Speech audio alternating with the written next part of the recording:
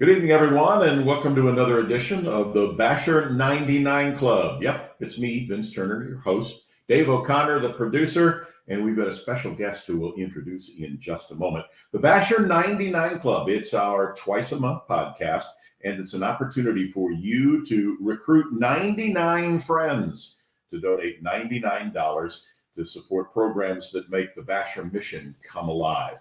It provides help for today, hope for tomorrow, which is our motto. And we're not beyond providing just a little bit of incentive, bribo in the old radio days. You dial and win, except you donate and win. $99 gets you one of these fine t-shirts. How good is this t-shirt? E-Man would even look good in it if we got him one, but we're not going to do that because he hasn't given us $99 yet. But we'll work on him when we introduce him in just a little bit. You know, the 99 Club t-shirts, again, available. All you have to do is go to bashor.org and click the 99 Club icon. That's it, the 99 Club. Have some fun with it. We also want to give our thanks at the top of the show to our supporting sponsors for our podcast.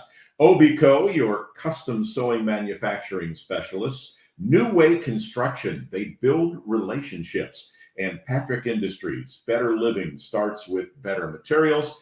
Genesis Products, great friends out there, elevating environments for work, for home, and for play.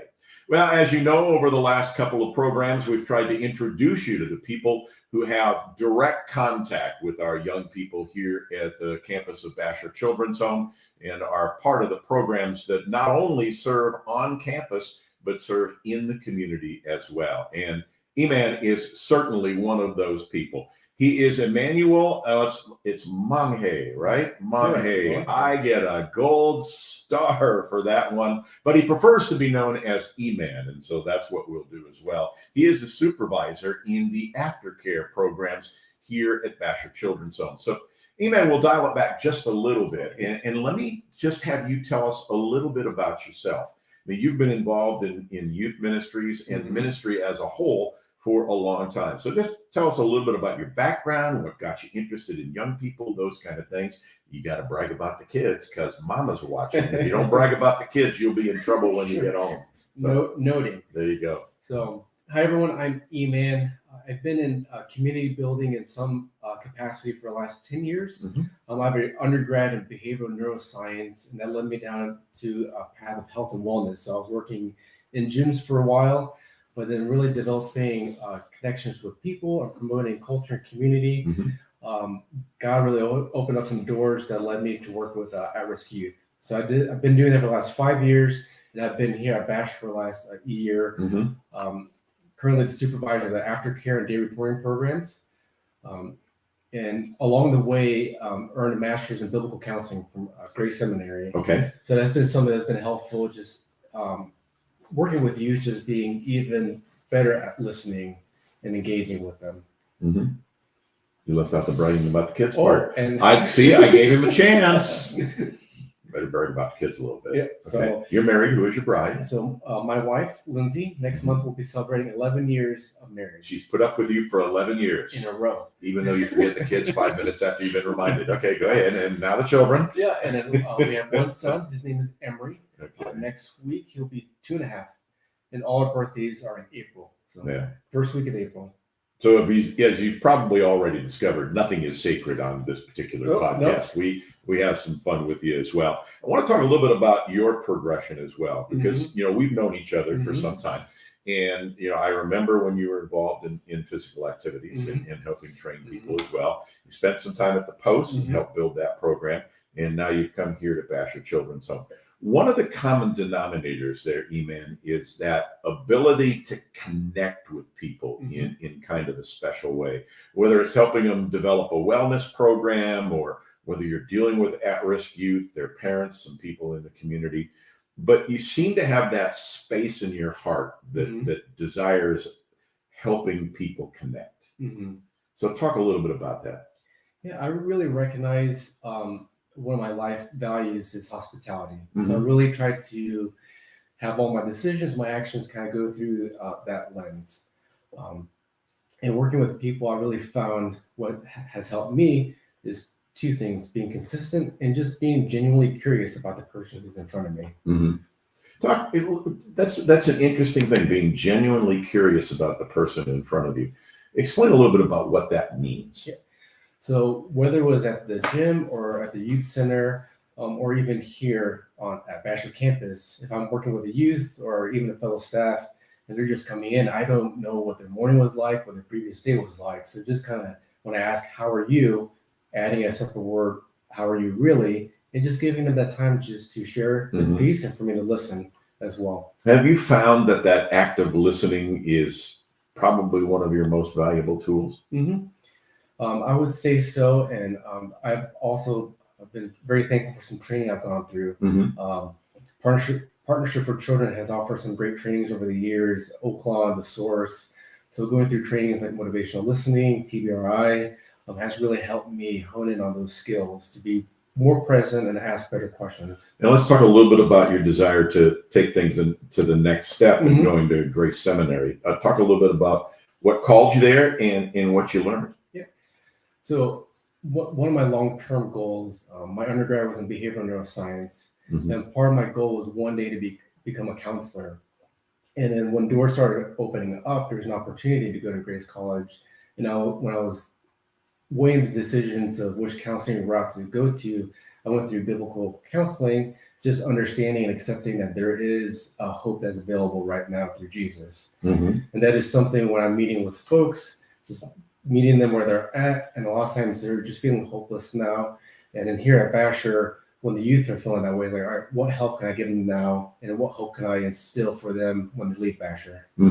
So, and in that process, then you feel like God's just been putting building blocks together for where he's taking you on these next steps. Yeah, I think that's a good analogy where he's built a foundation, and then when I'm ready, he adds another block onto it. And then just, I don't really know what it looks like in the moment, but then looking back, it's like, oh, I see you're creating the structure of this room. Yeah. But we have to have a little fun since you are a Bible student. We have to have a little bit of fun here. Favorite Bible character? Moses. Why? Outside Jesus. Okay. Yeah. Well, it kind of goes without saying. So when I, over the years, as I had opportunities to be more in leadership roles, whether it's working with youth or in the community, I really looked at Moses and his leadership and how the different decisions he made over time and how he poured into other people who would take care of like 10 people or 50 people.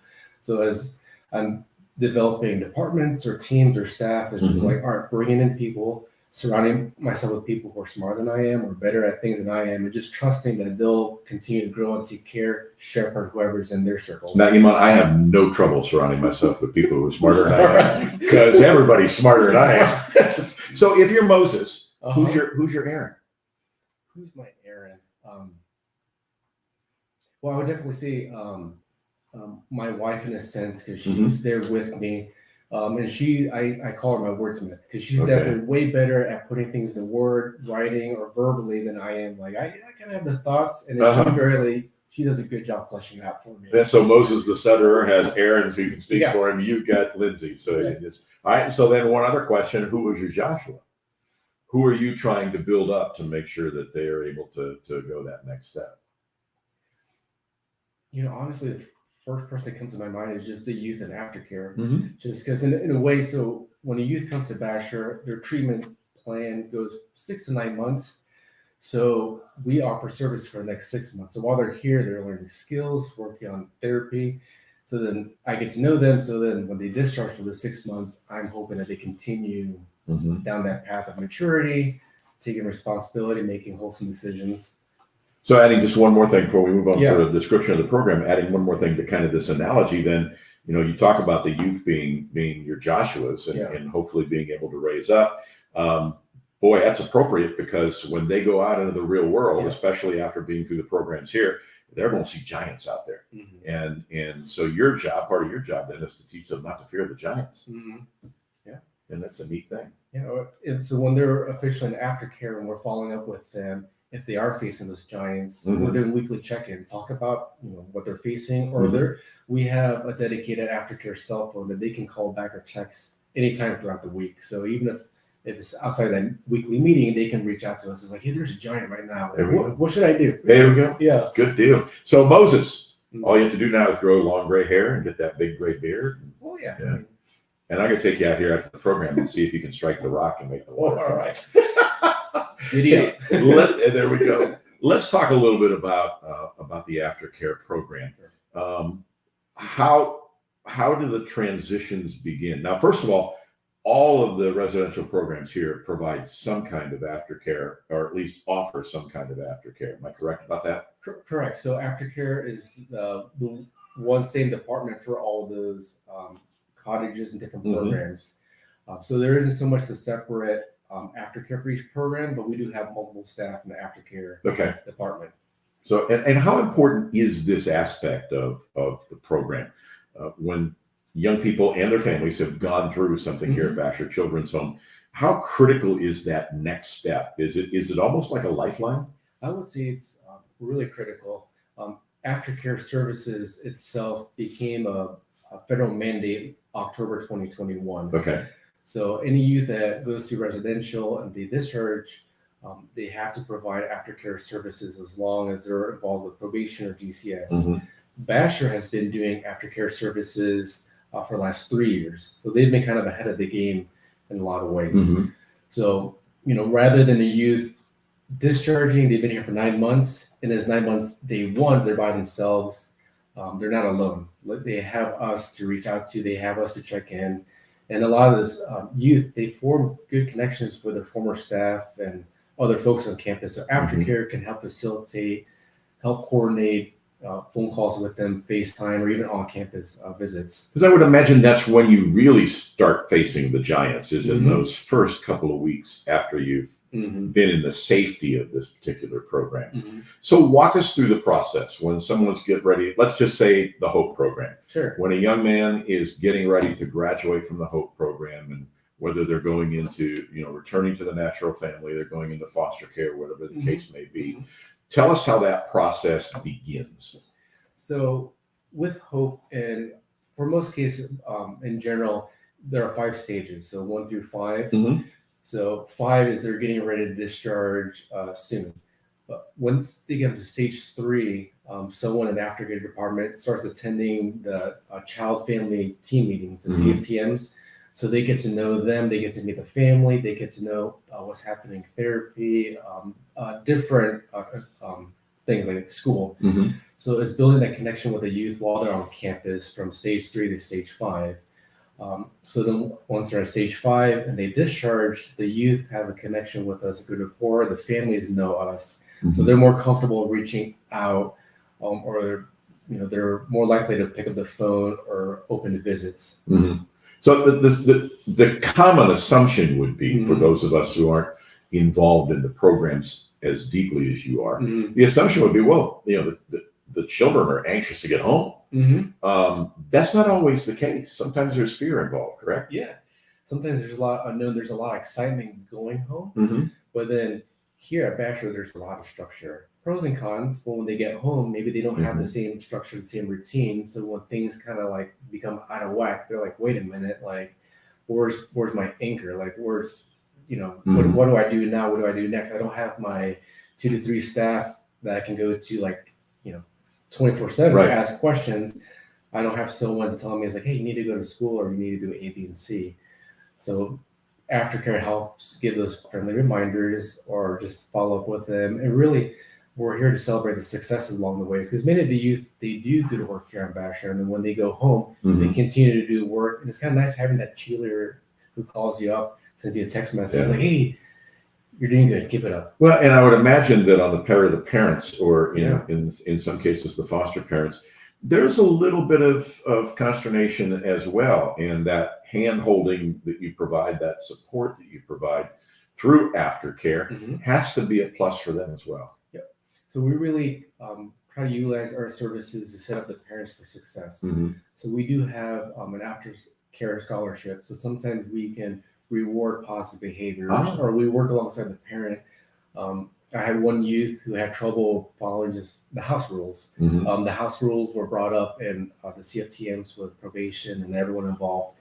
And I knew that the youth wanted a particular video game.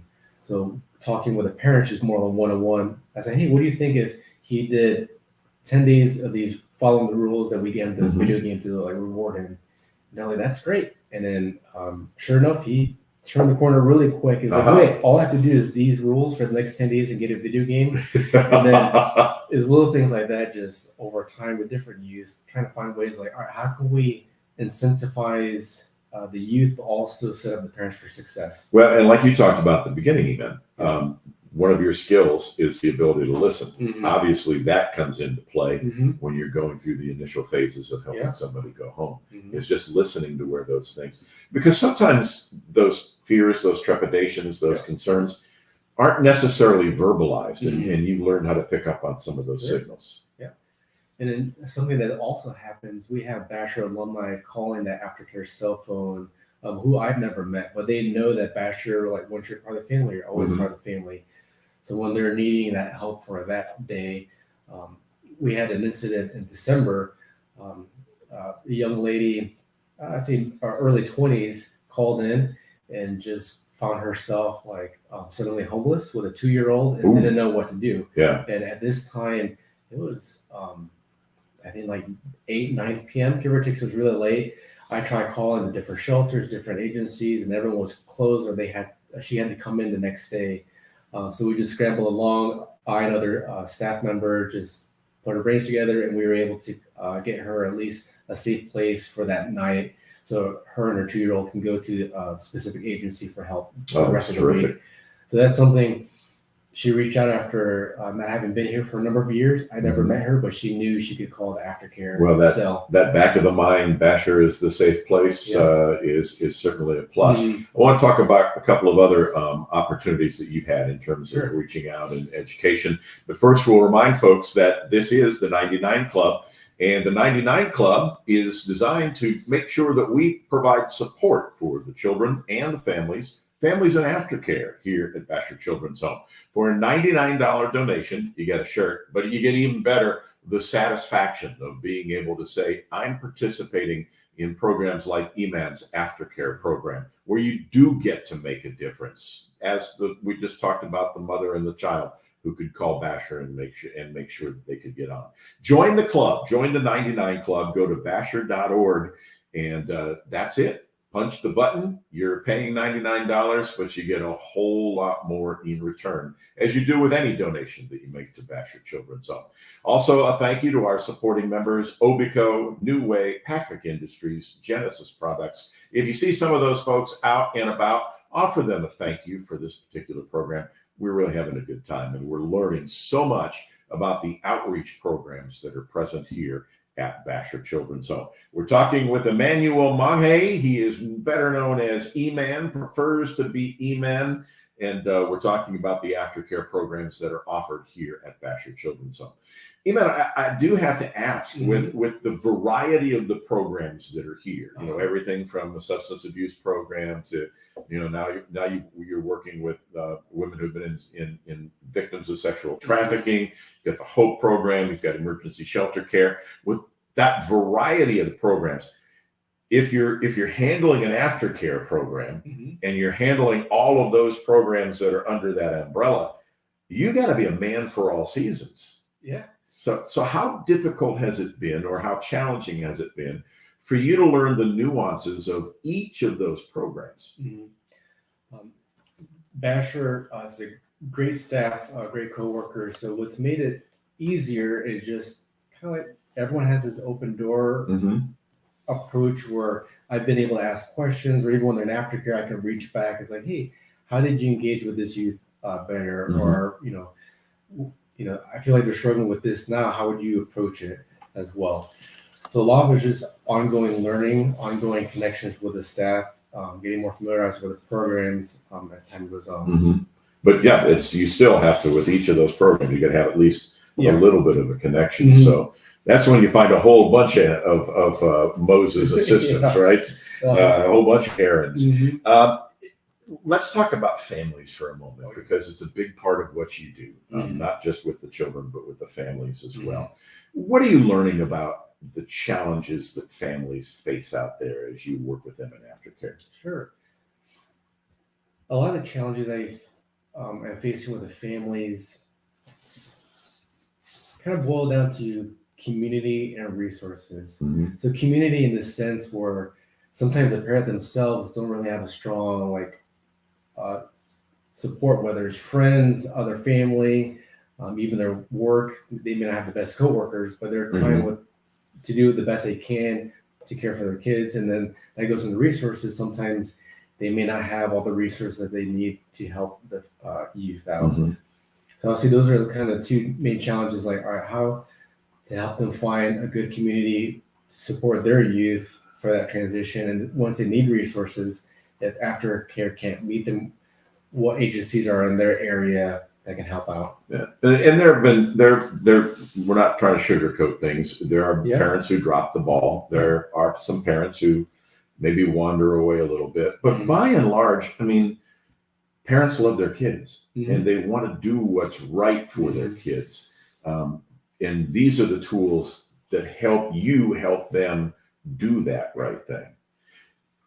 How receptive are parents generally, Iman, when you start talking to them about these are the things that need to change if your child's going to be successful?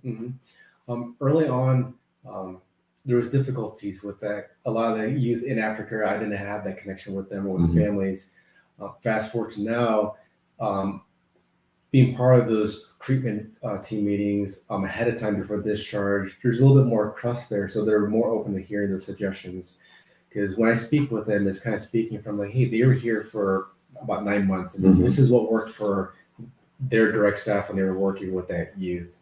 So it's coming from experience and also from trainings as well. And so do you find that parents are getting more receptive as you do the pre-training before the children leave the campus? I'm going to ambush you a little bit here, but and you can think or we'll play the Jeopardy music in the background if you need to think a little bit. But can you share a story that has been kind of an aha moment for you? I mean, like, yeah, I'm in the right place. Can you take it?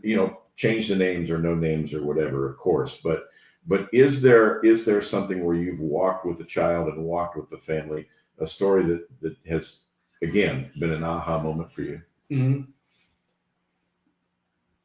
There was a youth who was here for quite a long time, maybe a little more than a year. But towards the end of it, he really matured and did his part. And when he got home, he was kind of doing okay at school, but he was really quick at like finding odd-end jobs and then finding like a good job. And then one kind of talked to him about it. I'm like, hey, like you're really focused on working. Like, what's going on? And he had just his mom in his household, and she was he knew she was behind a bill, so he was trying to do his part to help her out. So that was kind of like that aha where when he first came to Bashor, he probably didn't have that mindset. Like, he's like, oh, like I'm just gonna be focused on me. Everyone else has their own issues, but now that he's home, he's like, wait a minute, I can help out. Like, I do have skills, I do have talents. I am able to get a job. With him, it was helping him, like, all right, when you go through an interview, here's potential questions they might ask. Or like, all right, you probably shouldn't put that in your application as a reference. But just working alongside him, and like, I wasn't there for him for the interviews, but he got like this job on his own, and then he kept it up, and he had conflicts at work, which I didn't know that happened at work, having conflicts with coworkers and management, but just working alongside him, and he was able to keep that job and continue helping out with his mom. So from those discussions and talking with the mom, learning about some of those needs, Aftercare was able to help out in various ways. So that's a story that quite honestly would not happen if it weren't for Aftercare program that is intentionally investing in what happens after a child leaves this particular campus. Do you find that the folks here on campus are sold on the need for Aftercare as well, that you're getting a lot of investment from your teammates? I would say the staff are sold on it. A lot of what we focus on is therapeutic relationships. So there's an understanding that there is a difference in power and authority, and that the relationship is time limited. They're only here for so long. But when you're helping someone out, we're working them for so many months, you still kind of curious, like, hey, how are they doing, or what, so Aftercare kind of helps connect them with those youth or answer some of those questions, or if the youth want to connect to those staff, we can help out as well. How much of the faith component is involved in aftercare? It's case by case. So Okay. for me, it really drives my approach and my decisions, because sometimes with aftercare, a lot of programs here, a lot of youth, different levels of trauma, different things that they put themselves into once they're in aftercare. Yeah. So there's a lot of like, God, I don't know what I'm doing right now. I don't know what I'm going to say, but help me out. So for me, the faith really comes through there. And then just from what I've learned, if God is as big as he is, then it's okay to ask him some really tough questions. So just encouraging youth. It's like, hey, keep asking these questions. Like, I may not know what you need right now. I may not know what to do next, but give me time. I'll research it. I'll let you know and kind of go from there. I've told this story before, and it's impacted my faith walk probably as much as anything that's happened. You used to have Pastor Sam here, Pastor Sam Boys, and used to have a little Thursday get together where the kids had an opportunity to play some music and do some praising, and Sam always had this little talk. But Sam had this beat up, duct tape, practically falling apart Bible that he would offer the lesson, and then he'd challenge the young people. He'd hold that beat up duct tape Bible again, and he'd say, "Don't take my word for it," which is unique for a pastor, but don't take my word for it. Go look for yourselves. Well, you've worked with young people, especially at-risk young people, enough to know that's a challenge they're willing to take. And Sam, in his wonderful subversive way, got kids to go study because they wanted to prove him wrong. Or that, they want to say, "Oh, Sam, what about this or what about that?"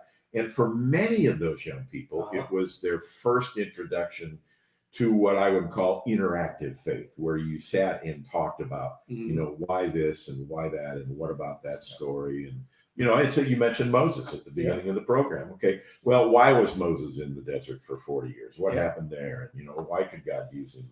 And so on and so forth. So the young people could take those questions and that faith up another step.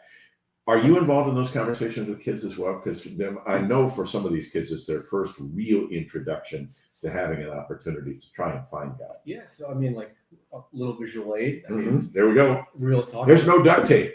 Well, it's getting there. I just got Okay. this. So I mean, real talk. A little nervous coming on the podcast, but that's fine. But like on the side, I brought I call it my Bashor Bible, because so Bashor, we're 24/7 facility. So many of us work late nights. So on my late night, I usually carry this around.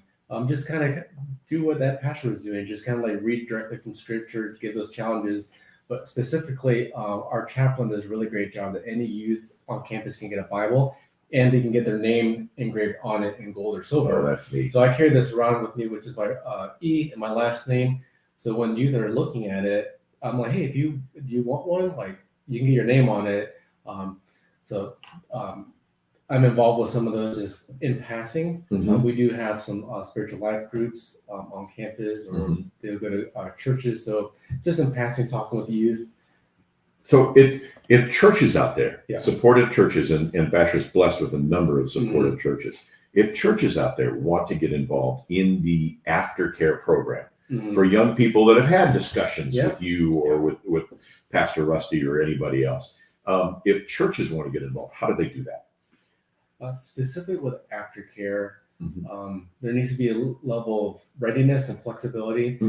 Bashor, we serve youth outside of Elkhart County, statewide, sometimes even farther. So when there are needs that can't really be met by just a gift card or dollar amounts, is reaching out to in the area or Gary to like local churches. It's like, hey, there's this family that could use like that healthy community, or just people checking in on them in person, like, can you help out? So that's what comes to my mind, is just that readiness and flexibility, because when you meet them where they're at, sometimes it changes. There's organized chaos sometimes. Yeah. Well, I'll tell you what, God has you in the right place at the right time, doesn't he? Yeah, I believe so. It's tremendous. Yeah. It really is.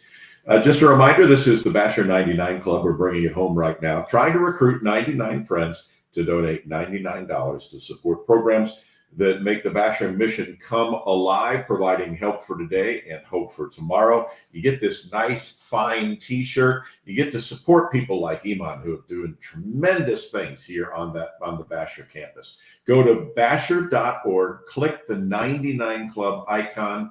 It's as easy as that. One more thank you to our supporting sponsors, to Obico, your custom sewing manufacturing specialists, to New Way Construction.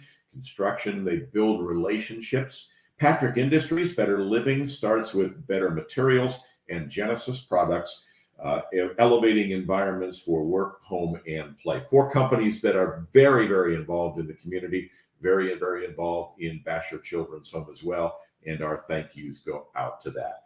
Iman, it's been just a pleasure to talk to you and see where your ministry has come, and just want to wish you the best. For people who want more information about Bashor Children's Home, or especially the Aftercare program, what's the best way to get a hold of folks here? I would say the best way is going to the website. There's a lot of information on there, and the right people to ask questions directly is under the contact us. Sounds good. Yeah. We will make sure that happens. Once again, we thank you for joining us on the Bashor podcast on the 99 Club. Our thanks go to Dave O'Connor, who is spinning the dials, working the camera, and doing all he can to make Iman and I look good. Not sure how well it worked, but yeah, well, that's our hint. Have a great night, everybody. God's blessings. Bye, everyone.